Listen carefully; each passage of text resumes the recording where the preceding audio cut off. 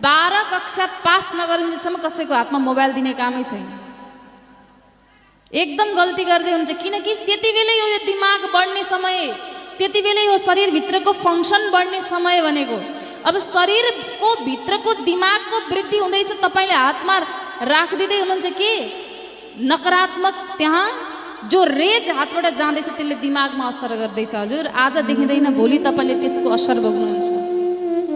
त्यही भएर सकेसम्म म अनुरोध गर्छु, हेर्नु ठिक छ दिनुपर्छ, नदिने होइन, आफ्नो सन्तानलाई अहिलेको एडभान्स टेक्नोलोजी सिकाउनु पर्छ, तर लिमिट 24 घन्टामा 1 घन्टाको समय अर्थात् आधी घन्टाको समय जति सक्नुहुन्छ, तर त्योभन्दा बढी पुस्तकमा लगाउनु, बरु खेलकुदमा लगाउनु, बरु फिल्डमा गएर माटोसँग खेल्दा उसको दिमागमा केही न केही राम्रो असर पर्छ हजुर। तर मोबाइलसँग जब खेल्न लाग्छ नि हजुर, यो नराम्रो नसा हो है, किनकि यसले दिमाग बिगार्छ।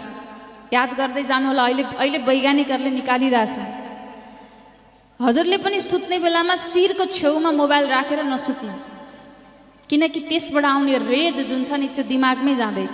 हामी फोन उठाउँदा पनि कानमै लान्छौँ, त्यसले दिमागमै असर पुर्याउँदैछ। त्यही भएर भन्दैछन् अबको 10 वर्षभित्रमा हर घरमा एउटा मानसिक रोगी जन्मिन्छ।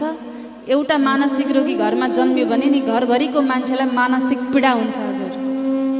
यो संसारमा हात बिग्रियो भने अर्को प्लास्टिकको जोड्छु भन्न पनि पाइन्छ, मुटु बिग्रियो भने प्लास्टिकको लाउँछु भन्न पनि पाइन्छ, तर दिमाग बिग्रियो भने फेर्छु भनेर पाइँदैन। दिमाग बिग्रियो भने नाङ्गै हिँड्ने पनि थाहा पाउँदैन हजुर। त्यही भएर सबैभन्दा शान्त यसलाई राख्नुपर्छ, यो बिग्रियो भने सबै बिग्रिन्छ।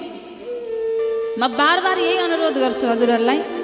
यसले अहिले त हजुरहरूलाई खुब आनन्द आइरहेको होला, खुब हेरिरहनु भएको छ, त्यसले हजुरलाई मनोरञ्जन दिएको लाग्ला, तर त्यसको जुन असर पर्छ नि हजुर, अनि कहाँ कहाँ भट्किनुहुन्छ। यसले बार बार म अनुरोध गर्छु सबलाई, आफ्ना सन्तानलाई बेलैमा समयमै उनीहरूलाई सम्झाउनुहोस्। अनि कहिलेकाहीँ हजुरहरूले बच्चालाई नि जे माग्छ त्यो दिने काम गर्दै नगर्नु। सबभन्दा ठुलो गल्ती मातापितालाई लाग्छ मैले गर्न पाएको थिइनँ त के भयो मेरो बच्चाले गर्छ। धेरै आमा बुवाको मनमा यो लाग्छ, तर तपाईँले त्यो दुःख गर्नुभयो र तपाईँ यति बुझ्ने हुनुभयो, त्यो बच्चालाई तपाईँले सुखै सुख राख्नु भने त्यसले सानो परिस्थितिसँग पनि जुझ्न सक्दैन, डिप्रेसनको शिकार बन्छ हजुर। जुझ्न सिकाउनु पर्यो नि उसलाई। बेला बेलामा हजुरले